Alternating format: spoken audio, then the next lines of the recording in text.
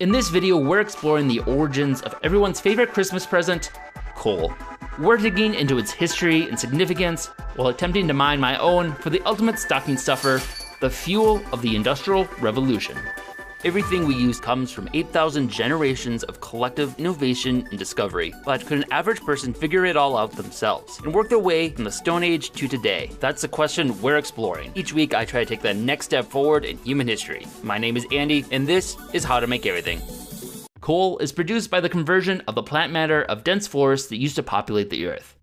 Coal has been formed from most geological periods, but 90% of it came from two periods, 360 to 250 million years ago.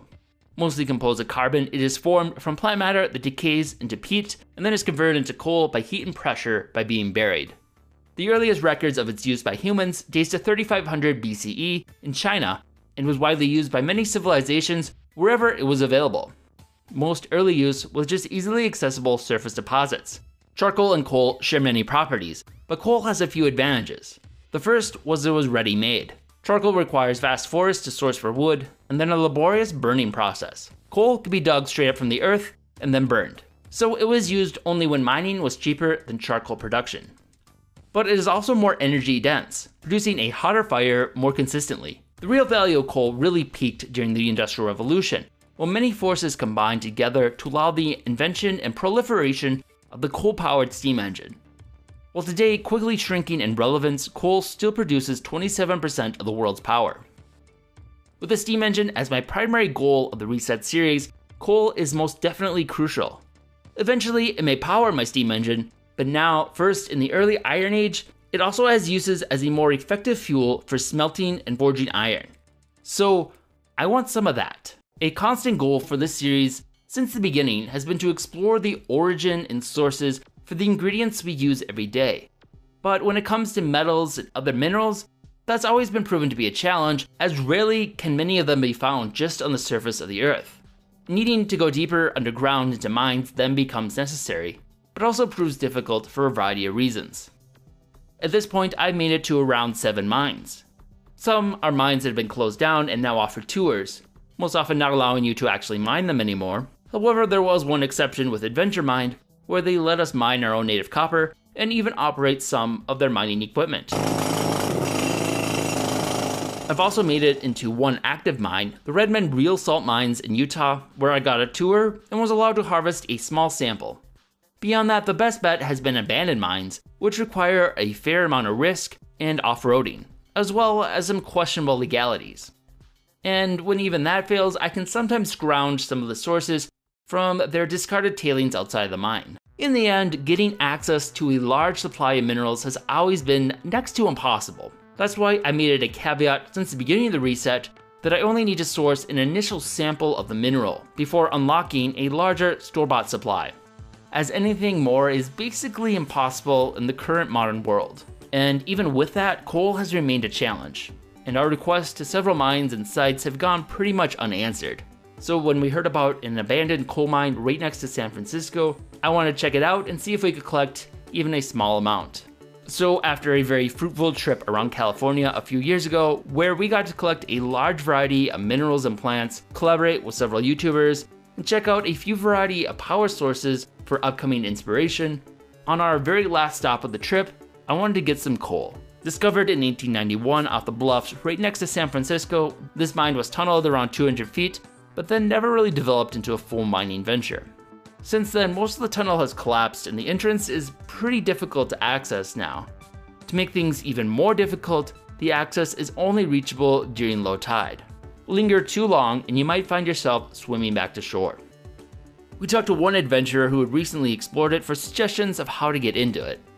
They recommended only attempting if you have experience climbing knowledge, which I don't have, or to get a ladder. So equipped with the biggest ladder I could rent, I tried to make it in during the one window we had while there was low tide. All right, so I'm here at an abandoned coal mine. We got a great, beautiful view of the Golden Gate Bridge right over there. And this was supposedly prospected back during the gold rush, early days of San Francisco, and has been abandoned since. And it's only accessible from up there. Inside there's a rope. You can climb your way up The rope climb was never my strong suit in school, so I brought a ladder. So hopefully I can get up there, get some coal, see if I can knock some loose, take it home with me. Hope it's big enough. Seriously. All right, well, that's too short.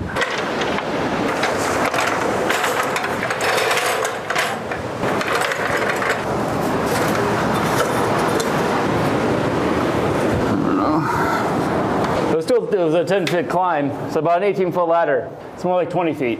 More than that even. 25? I don't know if I can reach it. So trying to get to the actual cave was a complete logistical failure. Should have brought a bigger ladder. Or at least someone who's a professional climber. Probably could easily made it up there. I am not. Also doesn't help that I cut up my hand getting bamboo the other day, so I can't even grip that well. Might have been able to make it into some of them, but not confident enough to risk my life. However, I found a cave nearby here, and it's got what looks like might be a few pieces of the coal vein sticking through, and I might be able to harvest at least a few pieces of coal. Never actually seen it before, so I'm gonna guess that this is probably coal. Take it home, see if it actually does anything. Smells like coal.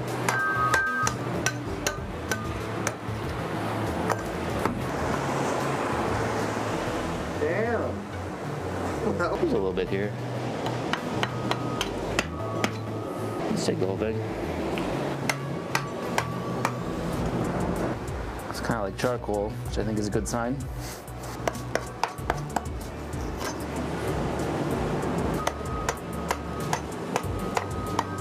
Comes out nicely. That has to be cool. Is this the clean stuff? Trilobites.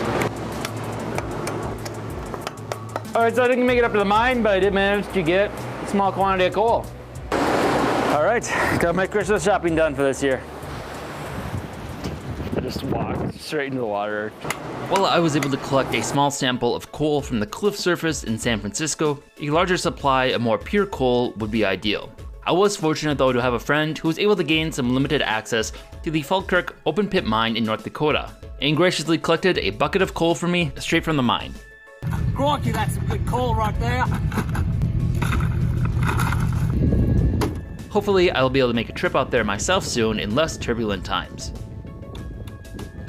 For a quick comparison, we burned some of the charcoal and then some of the coal to compare the different burning intensities and see if we can measure some of the temperature differences. Charcoal maxes out at around 2300 degrees Fahrenheit, where coal is able to reach temperatures up to 3500 degrees Fahrenheit.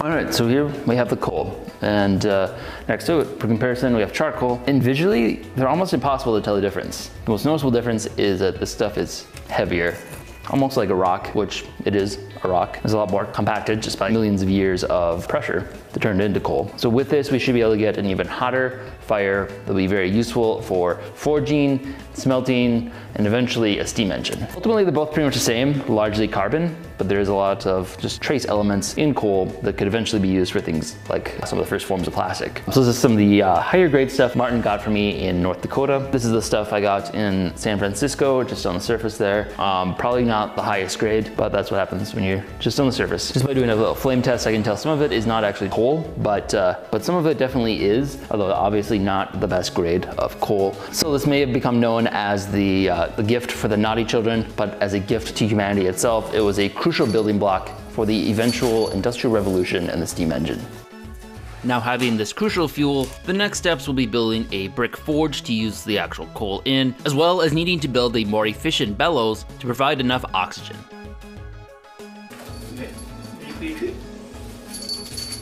Merry Christmas, Merry Zegmuck. Thanks for watching. Tubby. We wish you a Merry Zegmuck. We wish you a Merry Zegmuck. We wish you a Merry Zegmuck. and a Happy New Year. Good tidings we bring to you and your kin. We wish you a Merry Zegmuck. and a Happy New Year. If you enjoyed this video, be sure to subscribe and check out other content we have covering a wide variety of topics. Also, if you've enjoyed these series, consider supporting us on Patreon. We are largely a fan-funded channel and depend on the support of our viewers in order to keep our series going. Thanks for watching.